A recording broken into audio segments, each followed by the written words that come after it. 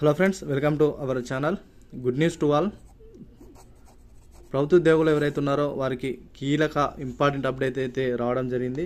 ఎవరైతే మన ఛానల్ని అదేవిధంగా ఈ వీడియోను చూస్తున్నారో కంపల్సరీగా మీరు వీడియోని అయితే ఎక్కడ మిస్ చేయకుండా చివరి వరకు అయితే చూడండి.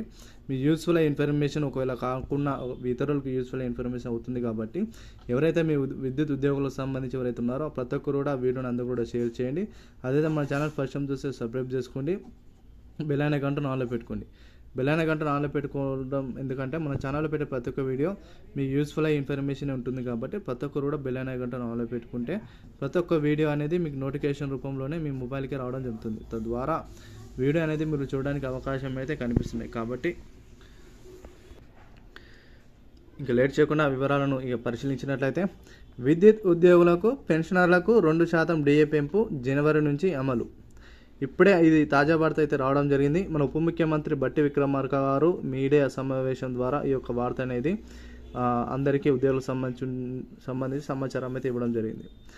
అయితే ఈ ఉద్యోగులకు సంబంధించిన 2% డిఏను పెంచుతామని, అదేవిధంగా ఇది కూడా జనవరి 2025 నుంచి వర్తిస్తుందని కూడా తెలపడం జరిగింది. అదేవిధంగా దీని ద్వారా దాదాపు 71,417 మందికి ఉద్యోగులకు అదేవిధంగా పెన్షనర్లకు అయితే ప్రయోజనం అయితే జరుగుతుందని తాజాగా అయితే సమాచారం.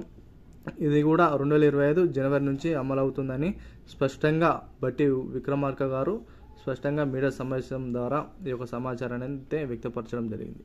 విద్యుత్ ఉద్యోగులకు సంబంధించి పెన్షన్లకు సంబంధించి డిఏను 2% పెంచడం వలన చాలామంది ఉద్యోగస్తులు హర్షమైతే వ్యక్తం చేయడం జరుగుతుంది. గతంలో చూసుకున్నట్లయితే జూన్ 5వ తారీఖున ప్రభుత్వ ఉద్యోగులు ఎవరైతే ఉన్నారో వారికి 1 డిఏను విడుదల చేయడం జరిగింది.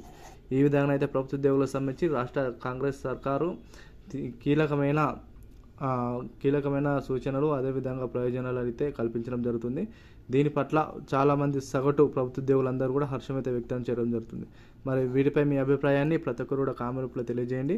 ఈ యొక్క 2% డిఏను పెంచడం మరి ఎంతవరకు ప్రయోజనం కల్పిస్తున్నాయో ప్రతి ఒక్కరు కూడా కామెంట్ రూపంలో తెలియజేయండి.